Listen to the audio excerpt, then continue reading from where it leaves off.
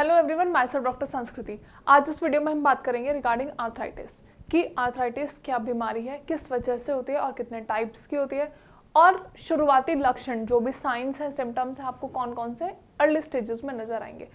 अब वर्ड से क्लियर है, arthritis in the sense itis मतलब इन्फ्लामेशन, कि आपके जॉइंट्स में इन्फ्लामेशन हो, बीट, रेडनेस, स्वेलिंग, एडीमा, कुछ भी हो सकता है, लेकिन आपके जॉइंट्स में प्रॉब्लम हो रही है, काइंड ऑफ इन्फ्लामेशन हो रहा है, तो इसी को हम कहते हैं आर्थराइटिस। अब हम आगे बात करते हैं आर्थराइटिस के टाइप्स। आर्थराइटिस बेसिकली कैटेगराइज्ड है बहुत सारे पार्ट्स में, लेकिन जो बेसिक कॉमन हमें आर्थराइटिस देखने को मिलता है नाउअडेज वो है रूमेटॉइड आर्थराइटिस, ऑस्टियोआर्थराइटिस, या फिर एक कंडीशन आती है गाउट, जो आप कह सकते हो लेटर स्टेजेस में अगर ज़्यादा आपकी कंडीशन डिटोरिएट हो जाती है तो that ultimately results into gout. अब अगर हम बात करते हैं डिफरेंशिएशन की, तो आर्थराइटिस के जो दोनों टाइप्स हैं, रूमेटॉइड आर्थराइटिस एंड ऑस्टियोआर्थराइटिस। अब सबसे पहले जो बात करते हैं वो है osteoarthritis.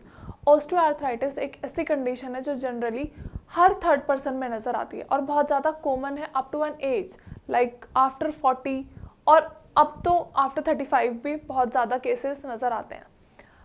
Now generally what happens, ऐसा पेशेंट्स जब भी आते हैं उन्हें आइडियली वो पता ही नहीं होता कि क्या ये ऑस्टियोआर्थराइटिस का पेन है या फिर ये रूमेटॉइड आर्थराइटिस है या फिर ये गाउट है।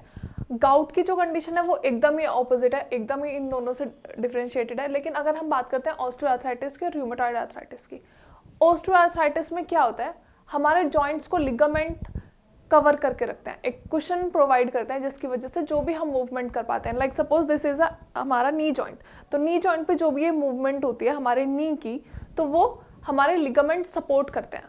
तो होता क्या है, आइडियली जो लिगामेंट्स हैं उनका वियर एंड टियर ही हो जाना, उसे हम कहते हैं ऑस्टियोआर्थराइटिस। जब भी हमारे जॉइंट्स के लिगामेंट में वियर एंड टियर नजर आए या फिर बहुत ज़्यादा पेन हो, तो उसे हम कहते हैं ऑस्टियोआर्थराइटिस।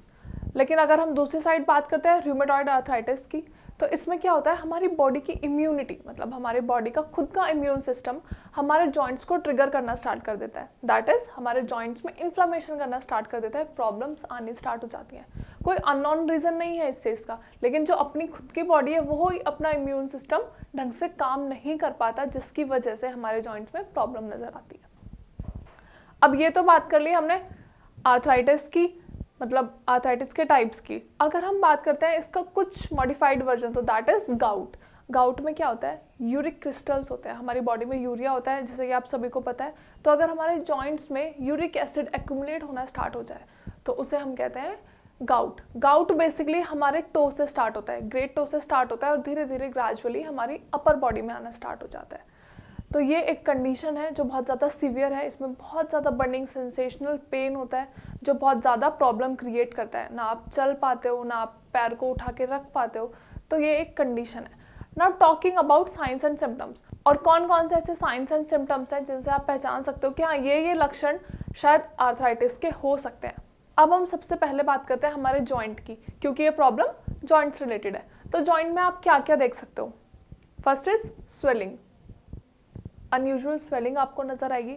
आपको पता भी नहीं होगा स्वेलिंग किस वजह से हो रही है, लेकिन आप जब भी टच करोगे तो वहां पे आपको स्वेलिंग नजर आएगी, बीट, पिटिंग और नॉन पिटिंग।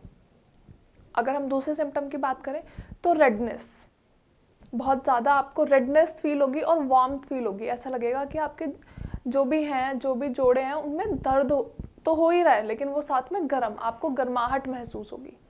अब हम बात करते हैं दूसरे सिम्टम की, दैट इज स्टिफनेस, रिजिडिटी, मतलब मसल्स बहुत ज़्यादा स्टिफ्ड रहेंगी, आप कोई भी मूवमेंट नहीं कर पाओगे। स्टिफनेस की वजह से आपकी जो भी मूवमेंट्स हैं, लाइक सपोज मेरे एल्बो में पेन है, तो ये जो मैं आराम से मूवमेंट कर पा रही हूँ, मुझे इसमें रिस्ट्रिक्शंस फील होंगी।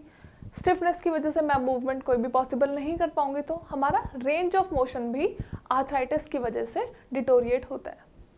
अब हम बात करते हैं दूसरे सिम्टम की। नाउ सी, जब हमारे जॉइंट्स में पेन है, जॉइंट्स में इन्फ्लेमेशन है, तो क्या आप ढंग से चल पाओगे, अपनी एक्टिविटीज़ परफॉर्म कर पाओगे? तो ये भी एक रीज़न है कि आपको वॉकिंग में बहुत ज़्यादा प्रॉब्लम होती है, आप चल नहीं पाते हो, आप कोई भी अपनी नॉर्मल एक्टिविटी नहीं कर पाते हो। Now talking about next symptom, बहुत ज़्यादा अगर हम आर्थराइटिस की कंडीशन को देखें तो सबसे ज़्यादा जो देखा जाता है वो होता है आपके जॉइंट्स में बम्प्स नज़र आते हैं, जिसे हम कहते हैं गठिया बाय। तो आपके जॉइंट्स में बम्प नज़र आएंगे, बोनी स्पर्स नज़र आएंगे, आपको दिखेगा कि आपकी हड्डी कुछ उठी हुई है। और धीरे धीरे वो बहुत ज़्यादा बड़ी शेप में हो जाती है। स्टार्टिंग में हम निग्लेक्ट कर देते हैं कि नहीं ये ऐसे ही हो रहा होगा, लेकिन अगर हम धीरे धीरे उस सिचुएशन को ऐसे ही निग्लेक्ट करते जाते हैं तो एक टाइम आता है जिसमें आपका बम बहुत ज़्यादा दिखता है और बहुत गंदा पेन होना स्टार्ट हो जाता है। तो अब देखो, अगर हम बात करें पेन की, तो पेन भी कैटेगराइज होता है बहुत सारे टाइप्स में। या तो आपको बर्निंग सेंसेशन हो रही है, डिपेंड करता है आपको कौन से टाइप का आर्थराइटिस है। अगर गाउट है तो बहुत ज़्यादा बर्निंग सेंसेशन होगी। अगर आपको नॉर्मल ऑस्टियोआर्थराइटिस है तो आपको फ्रिक्शनल पेन होगा, मतलब आपको ऐसा लगेगा कि कुछ रगड़ खा रहा है, रगड़ा खाने की वजह से आपके जॉइंट्स में पेन होगा।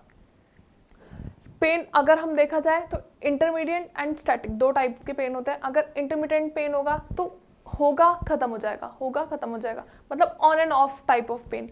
लेकिन अगर पेन स्टैटिक है, मतलब पूरे दिन आपको पेन होता रहता है, तो ये कंडीशन सीवियर है, तो आपको डॉक्टर से कंसल्ट करने की ज़रूरत है।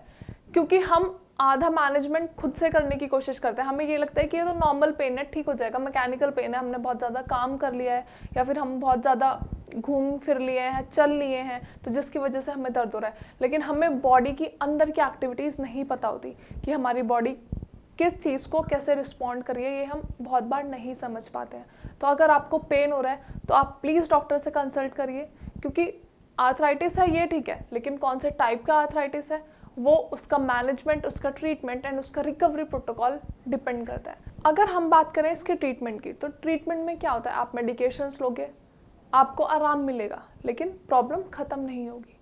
क्योंकि गठिया बाई की कंडीशन एक ऐसी कंडीशन है जो बहुत ज़्यादा लंबे टाइम तक रहती है और ख़त्म भी नहीं होती कितनी बार। तो आपको ध्यान ये रखना है कि आप कौन से टाइप के मेडिकेशंस ले रहे हो। डॉक्टर से कंसल्ट करना है कि ये मेडिकेशंस मुझे क्यों दी जा रही हैं, किस पर्पस से दी जा रही हैं और कौन सी मेडिकेशन मुझे कहाँ हेल्प करेगी। तो आपको इन सब चीज़ों को दिमाग में रख के अपने डॉक्टर से बात करनी है, अपना लाइफस्टाइल चेंज करना है। क्योंकि आजकल हमारा लाइफस्टाइल बहुत ज़्यादा सेडेंटरी हो चुका है, हम एक्टिविटीज़ अपने कंफर्ट के हिसाब से परफॉर्म करते हैं। हमारी बेसिक जो भी जॉगिंग है, वॉकिंग है, नॉर्मल वर्कआउट है, वो हम कुछ नहीं करते क्योंकि हमारे स्केड्यूल इतने बिजी हो चुके हैं। तो आपको अपने लिए थोड़ा टाइम निकालना है। एक्सरसाइजेस करना बहुत ज़्यादा ज़रूरी नहीं है, अगर आपके पास टाइम नहीं है तो आप वॉक कर लीजिए, आप जॉग कर लीजिए, मतलब जॉइंट की मूवमेंट होनी चाहिए। अगर आपको पेन है, इसका मतलब ये नहीं है कि पेन है तो आप मूवमेंट सबसाइड कर दोगे, आपको एक्सरसाइजेस फिर भी परफॉर्म करनी है, क्योंकि पेन होगा, एक्सरसाइजेस करोगे तभी जाके रिजल्ट्स मिलेंगे एंड आपकी कंडीशन बहुत जल्दी रिकवरी स्टेज में आ जाएगी। अगर हम बात करें मेडिकेशंस की, तो मेडिकेशन में अगर आप मेडिकेशन ले रहे हो, आपको रिलीफ मिला, then you let it go, एकदम इंस्टेंट आपको इलाज मिला। फिर उसके बाद मेडिकेशंस कहाँ हैं, क्या आपके प्रिजर्वेटिव्स हैं, आप कुछ ध्यान नहीं रखते, मेडिकेशन ली, पेन खत्म हुआ और उन्हें सबसाइड कर दिया। लेकिन अगर हम बात करते हैं होम्योपैथिक मेडिसिन की, तो होम्योपैथिक मेडिसिन आपको बहुत जल्दी रिजल्ट्स देती हैं और इसका कोई साइड इफ़ेक्ट्स भी नहीं है। अगर आप डॉक्टर से अच्छे से कंसल्ट करोगे, आप जानोगे कि कौन सी मेरी मेडिसिन किस चीज़ के लिए है, तो हमारे डॉक्टर्स आपको अच्छे से कंसल्ट करेंगे, proper diet chart, proper exercises routine, आपका पूरा डे रूटीन आपको अच्छे से समझाएंगे और आपको क्या क्या करना चाहिए, कौन कौन से प्रिकॉशंस लेने चाहिए, कौन कौन से प्रिजर्वेटिव मेजर्स लेने चाहिए, ये हमारे डॉक्टर्स आपको ड्यूरिंग कंसल्टेशन अच्छे से समझा देंगे।